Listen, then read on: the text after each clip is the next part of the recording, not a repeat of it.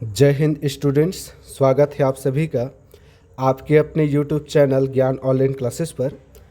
चलिए, तो आज के इस करेंट अफेयर के वीडियो को हम स्टार्ट करते हैं। और करेंट अफेयर का यह हमारा इस फरवरी महीने का फरवरी 2025 का तीसरा वीडियो है।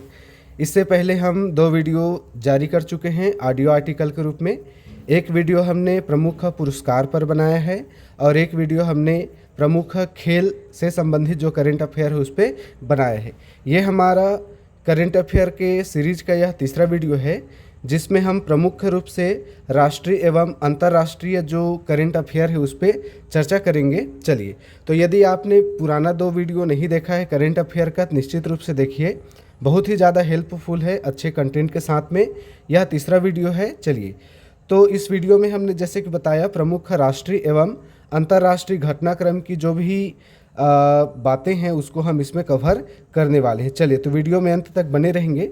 और यदि चैनल में पहली बार आए हैं तो सब्सक्राइब ज़रूर कीजिए, लाइक कीजिए, शेयर कीजिए और कमेंट कीजिए। चलिए, तो बिना देर किए वीडियो को स्टार्ट करते हैं।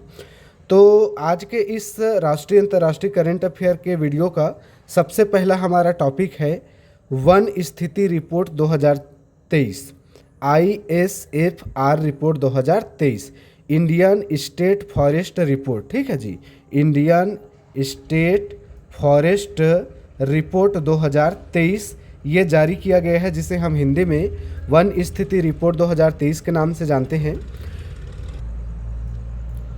इस रिपोर्ट के बारे में कुछ बातें बता दूं। यह प्रत्येक 2 वर्ष में जारी किया जाता है ISFR रिपोर्ट। ठीक है, 19 में आया था, 19 के बाद में 21 में आया था, 21 के बाद में अभी 23 का हमारा ये लेटेस्ट डाटा है। अब 23 के बाद में वर्ष 2025 के लास्ट में इसका जो डाटा है वो फिर से जारी किया जाएगा, प्रत्येक 2 साल में आता है। इससे भारत के जितने भी वन है उस वन की स्थिति हमें पता चलती है, भारत में कितना वन है। चलिए, तो इस रिपोर्ट का पहला पॉइंट लिखा है भारत का कुल वन और वृक्ष आवरण। भारत का total forest and tree cover कितना है, तो 8,27,357, यहाँ पे डाटा लिखा है 8,27,357 वर्ग किलोमीटर। याद रखेंगे, वेरी वेरी इंपॉर्टेंट, भारत में total forest and total tree cover कितना है, तो 8,27,357 वर्ग किलोमीटर, जो भारत के कुल क्षेत्रफल का 25.17% है। ये डाटा आप लोग अच्छे से नोट डाउन कर लेंगे, याद कर लेंगे। भारत के कुल क्षेत्रफल का 25.17% जो क्षेत्रफल है उसमें वन पाया जाता है। मतलब भारत में यदि 100% ज़मीन है उसके 25.17% ज़मीन में वन पाया जाता है एवं वृक्ष आवरण पाया जाता है। ये डाटा एग्जाम में सबसे ज़्यादा पूछा जाता है। इसके अलावा 2021 की तुलना में देखें तो 1,445 वर्ग किलोमीटर की वृद्धि बताई जा रही है। ठीक है जी, मतलब पिछले 2021 में जो ISFR रिपोर्ट आया था इसकी तुलना में 2023 में total forest and total tree cover में वृद्धि बताई गई है 1,445 वर्ग किलोमीटर। चलिए, तो ये तीनों पॉइंट आपको याद रखना है, ये तीनों ही पॉइंट बहुत ही ज़्यादा इंपॉर्टेंट। चलिए, अब यहाँ पे इसके अगले पॉइंट पे चर्चा करते हैं। वन एवं वृक्ष आवरण में वृद्धि दर्शाने वाले शीर्ष राज्य।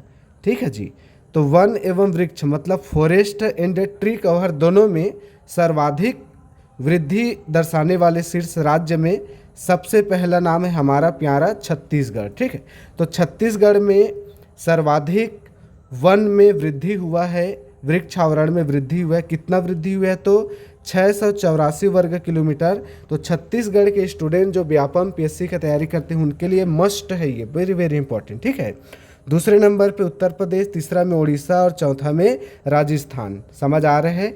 इस तरीके से वन एवं वृक्ष आवरण में वृद्धि दर्शाने वाले भारत के शीर्ष 4 राज्य में पहला नंबर पे छत्तीसगढ़, दूसरा उत्तर प्रदेश, तीसरा उड़ीसा और चौथा राजस्थान। चलिए आगे देखते हैं वन एवं वृक्ष आवरण वाले शीर्ष राज्य। ठीक, ये तो वृद्धि दर्शाने वाले शीर्ष राज्य हैं। ठीक है, ये वन एवं वृक्ष आवरण वाले शीर्ष राज्य, मतलब भारत के किस राज्य में सबसे ज़्यादा वन एवं वृक्ष आवरण है। तो सबसे ज़्यादा वन एवं वृक्ष आवरण भारत में मध्य प्रदेश में है, उसके बाद में अरुणाचल प्रदेश, उसके बाद में महाराष्ट्र। ये 3 आप लोग याद रखेंगे, ठीक है। अब मध्य प्रदेश में सर्वाधिक वन एवं वृक्ष आवरण है, तो वो कितना है, 85,724 वर्ग किलोमीटर, ठीक। चलिए, तो ये हमने देख लिया। दोनों में अंतर समझ आया ना जी। ये वन एवं वृक्ष आवरण में वृद्धि दर्शा रहा है और ये वन वृक्ष आवरण वाले हैं, ठीक। ये वृद्धि दर्शाने वाले हैं और ये सर्वाधिक वन एवं वृक्ष आवरण वाले राज्य है, जिसमें मध्य प्रदेश है, और वृद्धि दर्शाने वाले में है आपका छत्तीसगढ़। चलिए, मेरे ख्याल से समझ में आ गया। आगे बढ़ते हैं, अगला पॉइंट इसमें देखते हैं हम। वन आवरण सर्वाधिक क्षेत्रफल के हिसाब से देखेंगे, ठीक। वन आवरण, ठीक। वन आवरण के सर्वाधिक क्षेत्रफल वाला राज्य है मध्य प्रदेश, दूसरा है अरुणाचल प्रदेश और तीसरा है हमारा प्यारा छत्तीसगढ़। तो छत्तीसगढ़ का आपको एग्जैक्ट डाटा याद रखना है जी। छत्तीसगढ़ वालों को यहाँ पे 55,812 वर्ग किलोमीटर छत्तीसगढ़ में वन है, ऐसा इस रिपोर्ट में बताया गया है। जबकि छत्तीसगढ़ सरकार की जो आधिकारिक वन रिपोर्ट है उसमें 72,000 समथिंग कुछ उसमें डाटा में बताया जाता है, ठीक है। लेकिन ये केंद्र सरकार की रिपोर्ट है और केंद्र सरकार में आपको बताया गया है, कितना बताया गया है, 55,812 वर्ग किलोमीटर। और इस हिसाब से छत्तीसगढ़ वन आवरण की स्थिति में पूरे भारत में तीसरे नंबर पर है, ठीक। चलिए, अब यदि ये तो क्षेत्रफल के हिसाब से हो गया, यदि हम प्रतिशत के हिसाब से देखेंगे तो लक्षद्वीप है, उसके बाद में मिजोरम है, जहाँ पे सबसे ज़्यादा वन आवरण है, ठीक। चलो, तो यहाँ पर हमने वन स्थिति रिपोर्ट मतलब ISFR रिपोर्ट 2023 के बारे में जितनी भी की पॉइंट है उसको हमने आपको हाईलाइट करके बता दिया है। हालांकि इस रिपोर्ट में और भी बहुत सारी जानकारी है, लेकिन मैं आपको वो चीज़ पढ़ाता हूँ, वो चीज़ देता हूँ जो आपके एग्ज़ाम के लिए ज़्यादा इंपॉर्टेंट है। ज़बरदस्ती की फिजूल की बातें ना तो पढ़नी है और ना ही पढ़ानी है, ठीक। यहाँ पे एक चीज़ आप ध्यान देंगे, ये एक मैंने हेडिंग लिखा है, यहाँ पे टाइप दिया है हाईलाइट करके, राष्ट्रीय वन नीति भारत में 1988 में अपनाई गई थी। ये सामान्य ज्ञान का क्वेश्चन बन सकता है, इसको आप लोग ध्यान रखेंगे, ठीक है। राष्ट्रीय वन नीति, नेशनल फॉरेस्ट पॉलिसी 1988, ठीक। चलिए, अब करंट अफेयर में आगे बढ़ते हैं, अगले पॉइंट पर चर्चा करेंगे।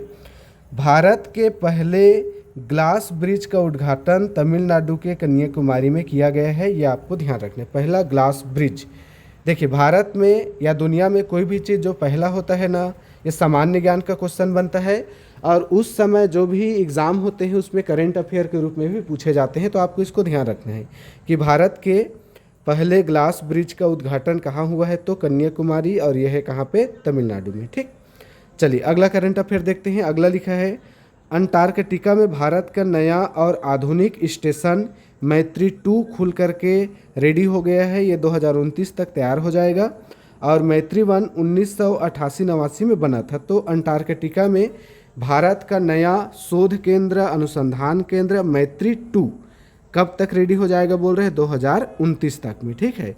ये जो अंटार्कटिका है और एक आर्कटिक है, यहाँ पे दुनिया भर के जितने भी देश हैं उन सभी देशों के अनुसंधान जो केंद्र है ना, रिसर्च सेंटर, ये बना हुआ है। तो इसमें भारत के भी है, जैसे मैत्री है ना, इसके अलावा गंगोत्री नाम से भी है ना। तो अलग अलग नाम से रिसर्च सेंटर खोले गए। तो मैत्री 2 कब तक बन जाएगा बोला है, 2029 तक। चूँकि हम करेंट अफेयर चर्चा कर रहे हैं तो जीएस में ज़्यादा डिटेल में नहीं जा रहा हूँ कि भारत के और कौन कौन से इसमें शोध केंद्र हैं, वो हम भूगोल वाले टॉपिक में अलग से चर्चा करेंगे। चलिए आगे बढ़ते हैं।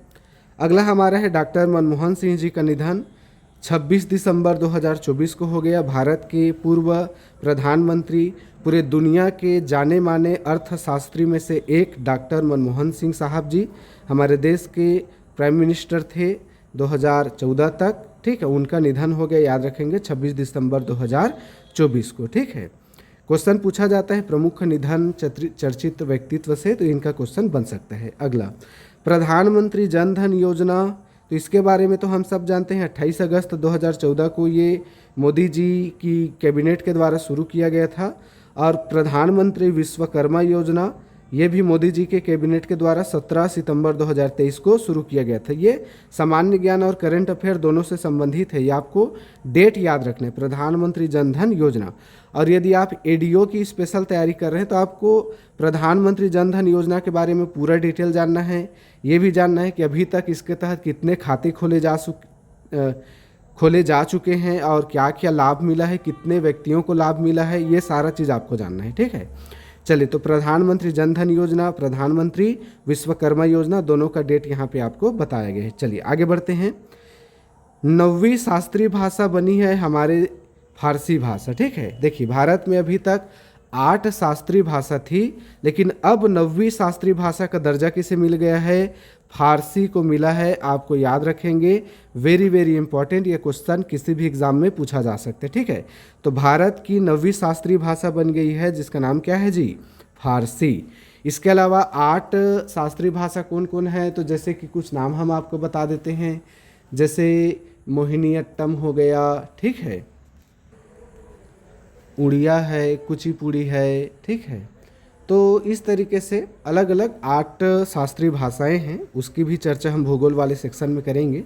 फिलहाल करंट अफेयर हम पढ़ रहे हैं, चूँकि वीडियो लंबा हो जाएगा, इससे अच्छा ये देख लेते हैं कि 9वीं शास्त्रीय भाषा आपकी कौन सी है? फारसी है। ठीक, फारसी भाषा क्या होती है, इसकी भी चर्चा हम भूगोल वाले टॉपिक में बताएंगे कि पिछले 2000 सालों से उसको मतलब अस्तित्व में होना चाहिए, उसमें ग्रंथ वगैरह कुछ वैदिक साहित्यों की रचना होनी चाहिए। ऐसे कुछ कुछ मापदंड होते हैं जिन आधार पे शास्त्रीय भाषा का दर्जा दिया जाता है। चलिए, तो 9वीं शास्त्रीय भाषा हो गई आपकी फारसी। आगे बढ़ते हैं। अभी हाल ही में भारत सरकार के द्वारा 16वें वित्त आयोग का गठन किया गया है, जिसके अध्यक्ष हैं अरविंद पनगड़िया। ये याद रखना, ठीक है। 16वें वित्त आयोग के अध्यक्ष बनाए गए हैं अरविंद पनगड़िया। और जो आपके 15वें वित्त आयोग के अध्यक्ष थे वो थे N.K. सिंह। N.K. सिंह, ठीक है जी, ये आपको याद रखना, ठीक है। तो 15वें वित्त आयोग के अध्यक्ष बोलेगा तो N.K. सिंह, जिन्होंने अपनी सिफारिश दे दी है। 16वां वित्त आयोग का गठन किया गया है, जिसके अध्यक्ष हैं अरविंद पनगड़िया, ठीक है, याद रखेंगे अरविंद पनगड़िया। इससे पहले ये नीति आयोग के CEO थे, ठीक है, अरविंद पनगड़िया। चलिए आगे बढ़ते हैं। अगला हम करंट अफेयर देख लेते हैं। वित्त वर्ष 2023-24 हाल ही में ख़त्म हुआ है। अभी जो वित्त वर्ष चल रहे हैं वो 24-25 चल रहा है। उसके बाद में अभी 1 अप्रैल से वित्त वर्ष 2025-26 स्टार्ट हो जाएगा, ठीक है। भारत का जो वित्त वर्ष है वह 1 अप्रैल से लेकर के 31 मार्च तक चलता है। समझ आ रहा है? 1 अप्रैल 1935 को रिजर्व बैंक ऑफ इंडिया की स्थापना हुई थी, इसलिए 1 अप्रैल से लेकर के 31 मार्च तक भारत का वित्त वर्ष चलता है। तो अभी जो वित्त वर्ष चल रहा है वो 24-25 चल रहा है, और इससे पहले जो कंप्लीट फाइनेंशियल ईयर है वो 2023-24 है। तो वित्त वर्ष 2023-24 में भारत की GDP विकास दर कितनी रही? तो देखिए, एक साल में 12 महीना होता है, जिसको 4 क्वार्टर में बांटा जाता है। प्रथम तिमाही, द्वितीय तिमाही, तृतीय तिमाही और चतुर्थ तिमाही। Quarter 1, quarter 2, quarter 3, quarter 4।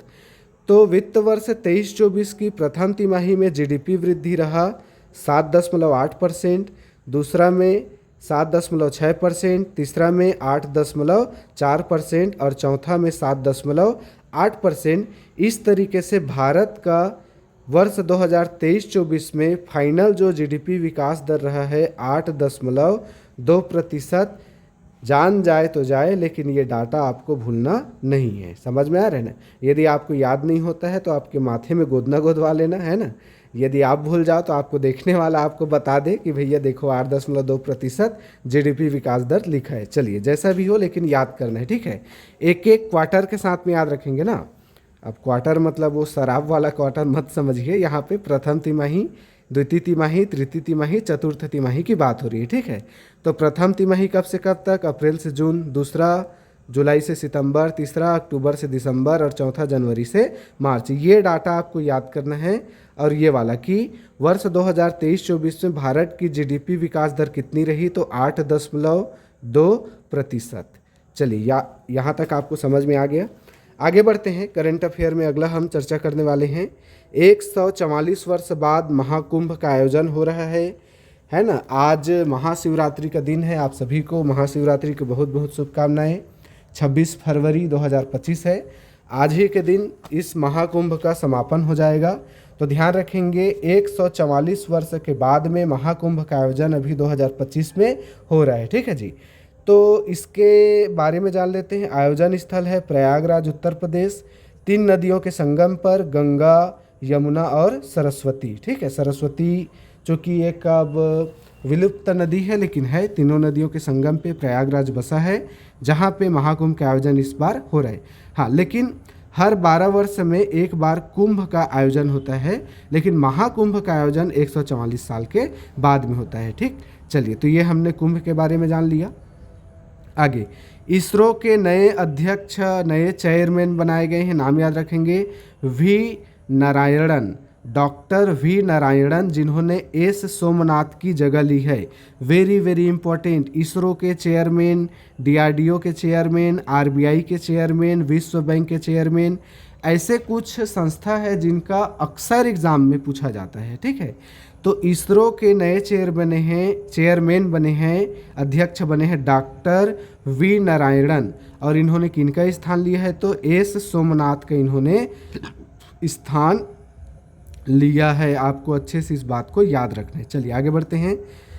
भारतीय रेलवे का 69वां डिवीज़न मंडल बना है जम्मू रेलवे डिवीज़न। अब चूँकि जम्मू में धारा 370 हटा दी गई है, तो वहाँ भी नई नई चीज़ें अभी भारत सरकार के द्वारा किया जा रहा है, जिसमें से एक सराहनीय कदम भारत सरकार के द्वारा किया गया है।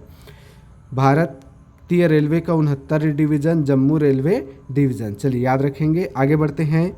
जीडीपी गणना हेतु नया आधार वर्ष 2022-23 very very very very important, ठीक है। जीडीपी गणना के लिए अभी जैसे हम बताया 2023 वित्त वर्ष 23-24 की जीडीपी गणना बताया हमने, 8.2% है करके भारत का जीडीपी विकास दर। तो जीडीपी के गणना के लिए पहले जो आधार वर्ष होता था, ठीक, ये 2011-12 होता था, इसको याद रखेंगे, ठीक है। जीडीपी का आधार वर्ष पहले 2011-12 था, लेकिन अब हमारी भारत के सरकार के द्वारा इस आधार वर्ष को बदलने का प्रस्ताव रखा गया है, और नया आधार वर्ष किसे बनाया जाएगा, वर्ष 2023-24 को। इसको आप लोग अच्छे से याद रखेंगे जी, ठीक है। अब जीडीपी के गणना की 2 तरीका होता है, एक होता है स्थिर कीमत पर और एक होता है चालू कीमत पर।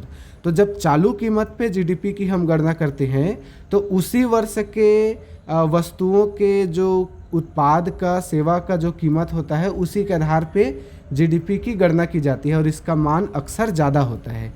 स्थिर कीमत पे जब हम जीडीपी की गणना करते हैं, तो स्थिर कीमत पे गणना करने के लिए वित्त वर्ष के किसी एक वर्ष को आधार वर्ष माना जाता है, और उस आधार वर्ष से तुलना करके वर्तमान वित्त वर्ष के तुलना करके जीडीपी की गणना की जाती है, और इसका मान अक्सर कम होता है, ठीक है। तो याद रखेंगे, पुराना आधार वर्ष 2011-12 था, लेकिन अब उसको बदलने का प्रयास हो गया है। अब नया आधार वर्ष हमारा हो गया 2022-23। चलिए आगे बढ़ते हैं। देखिए कितना अच्छा चुनिंदा एक एक चीज़ को छांट कर करके हमने आपको ये करंट अफेयर उपलब्ध कराया है। निश्चित रूप से वीडियो को 1 सेकंड भी स्किप ना करें, रिकॉर्डेड है ये, नोट्स बनाते चले, पढ़ते चले, समझते चले। केवल आप वीडियो को पॉज करके लिख लेंगे तो काम नहीं चलेगा, समझना भी जरूरी है। जो मैं समझा रहा हूँ बहुत ही अच्छे तरीके से आपको बता रहा हूँ, ऐसे ही समझना है, और इसी तरीके के करंट अफेयर आपके एग्ज़ाम में हूबहू पूछे जाते हैं। समझ में आ रहा है जी। चलिए, और अब चैनल में अभी तक बने हैं सब्सक्राइब जरूर कीजिए, लाइक ज़रूर कर दीजिए। चलिए आगे बढ़ते हैं। अभी हाल ही में भारत का 76वां गणतंत्र दिवस 26 जनवरी 2025 को मनाया गया। इसका आपको थीम याद रखना है। इसका थीम था स्वर्णिम भारत, विरासत और विकास, ठीक, ये पूछा जा सकता है। और 76वां गणतंत्र दिवस का जो मुख्य अतिथि था, उसका नाम आप लोग कमेंट बॉक्स में बताएंगे कि भारत के 76वें गणतंत्र दिवस का मुख्य अतिथि कौन था। ये मैं आप लोग के लिए होमवर्क छोड़ रहा हूँ। चलिए आगे बढ़ते हैं। समान नागरिक संहिता लागू करने वाला आज़ाद भारत का पहला देश। ये शब्द याद रखना, यहाँ पे मैंने क्या बोला, यहाँ पे शब्द क्या यूज़ किया है, आज़ाद भारत का पहला देश। मतलब 15 अगस्त 1947 के बाद भारत में समान नागरिक संहिता, समान सिविल संहिता, कॉमन सिविल कोड लागू करने वाला पहला राज्य है उत्तराखंड। ये मैं आपको जूम करके दिखा दे रहा हूँ, यहाँ पे देखिए उत्तराखंड, समझ में आ रहा है। तो आज़ाद भारत का पहला राज्य है जिन्होंने भारतीय संविधान का अनुच्छेद 44, अनुच्छेद 44 समान नागरिक संहिता को अपने राज्य में लागू किया है। 26 जनवरी 2025 से ये लागू हो गया है, ठीक है। लेकिन यदि आपको ऐसा क्वेश्चन पूछे कि भारत का पहला राज्य कौन है जहाँ पे समान नागरिक संहिता लागू है, तो याद रखेंगे गोवा। भारत का क्षेत्रफल की दृष्टि से सबसे छोटा राज्य है गोवा, जहाँ पे भारत में आज़ादी से पहले ही समान नागरिक संहिता लागू है। लेकिन अब आज़ादी के बाद भारत का पहला राज्य बन गया उत्तराखंड, जहाँ पे समान नागरिक संहिता 26 जनवरी 2025 से लागू हो चुकी है, ठीक है। उत्तराखंड के वर्तमान में हमारे मुख्यमंत्री हैं पुष्कर सिंह धामी जी, ये भी आपको याद। अब समान सिविल संहिता क्या होता है, तो जब हम संविधान आपको पढ़ाते हैं तो वहाँ पूरा डिटेल से बताते हैं। यहाँ बस आपको इतना कहूँ कि सभी धर्मों के लिए एक समान लागू होता है नियम, मतलब सभी धर्मों के लिए एक कानून, एक नियम, एक विधि, उसको कहा जाता है समान नागरिक संहिता। इसके बारे में पूरा डिटेल हमने संविधान वाले जब मौलिक अधिकार नहीं भाग 4 जब आपको पढ़ा रहे थे नीति निर्देशक तत्व, तो वहाँ अनुच्छेद 44 में पूरा डिटेल से हमने इसको समझाया। चलिए आगे बढ़ते हैं। तो करंट अफेयर में अगला हम देखेंगे, 2 भारतीय शहरों को वैश्विक वेटलैंड मान्यता शहरों की सूची में शामिल किया गया है, इसको याद रखेंगे। एक है आपका इंदौर और एक है उदयपुर। ये वेरी वेरी इंपॉर्टेंट है। पूरे विश्व के चुनिंदा कुछ शहरों को चुना गया था, उसमें से भारत के 2 शहर वेटलैंड मान्यता प्राप्त शहर में शामिल है। एक है इंदौर और एक है उदयपुर। ये निश्चित रूप से क्वेश्चन आपको पूछेगा, चाहे आप स्टेट लेवल का तैयारी कर रहे हैं या आप एसएससी, ग्रुप डी, रेलवे या किसी भी चीज़ का आप तैयारी कर रहे हैं, तो निश्चित रूप से क्वेश्चन आपको देखने को मिलेगा। तो याद रखना, 2 भारतीय शहर हैं जो वेटलैंड सिटी में शामिल हुए हैं, एक इंदौर है और एक है उदयपुर है, ठीक। चलिए आगे बढ़ते हैं। ये नाम आपको याद रखना है जी अच्छे से, ये लिखा है शुभांशु शुक्ला। ये नाम आपको अच्छे से याद रखना है, बहुत ज़्यादा इंपॉर्टेंट है, शुभांशु शुक्ला। आपने आईएसएस का नाम सुना होगा, ISS international space station, Hindi में अंतरिक्ष मतलब इंटरनेशनल स्पेस स्टेशन, अंतर्राष्ट्रीय जो अंतरिक्ष स्टेशन बना है उसमें जाने वाला भारत का पहला अंतरिक्ष यात्री होगा जिनका नाम है शुभांशु शुक्ला जी, ठीक। तो भारत के पहले अंतरिक्ष यात्री होंगे जो आईएसएस इंटरनेशनल स्पेस स्टेशन पे जाएगा, कुछ दिन रहेगा, कुछ रिसर्च करेगा। तो ये भारत का पहला, और चूंकि पहला है तो आपको तो याद रखना है, ठीक। ये भारत का पहला अंतरिक्ष यात्री है जो अंतरिक्ष स्टेशन में जाएगा। लेकिन भारत का पहला आदमी जो अंतरिक्ष में गया था उसका नाम था राजीव कुमार, ये आपको ध्यान में रखना है, ठीक है। चलिए, तो इस तरीके से वीडियो लंबा हो जाएगा, आगे की जो भी करेंट अफेयर है उसको हम नेक्स्ट वीडियो में चर्चा करेंगे। तो अभी के इस वीडियो में हमने यहाँ तक आपको अच्छे से समझाया, बहुत ही इम्पोर्टेंट करेंट अफेयर है। इस राष्ट्रीय और अंतर्राष्ट्रीय करंट अफेयर का एक वीडियो और आएगा, जैसे मैं बता रहा हूँ इधर अभी और बचा हुआ है, तो एक ही वीडियो में लंबा हो जाएगा। चलिए, तो इस वीडियो में अंत तक बने रहने के लिए बहुत बहुत धन्यवाद। बहुत मेहनत से कंटेंट तैयार किया जाता है जी। सब्सक्राइब कर दें, लाइक कर दें, शेयर करें और कमेंट तो ज़रूर करें। कुछ मैंने होमवर्क आपको छोड़ा है, कमेंट सबको करना है, ठीक है। चलिए, कमेंट क्या करना है कि भारत के 76वें जो गणतंत्र दिवस था उसमें भारत का मुख्य अतिथि कौन था, मतलब भारत के 76वें गणतंत्र दिवस का चीफ गेस्ट कौन था, इसको आपको कमेंट करना है। चलिए, मिलते हैं नेक्स्ट वीडियो में, तब तक के लिए पढ़ते रहिए, मस्त रहिए, बढ़ते रहिए। All the best.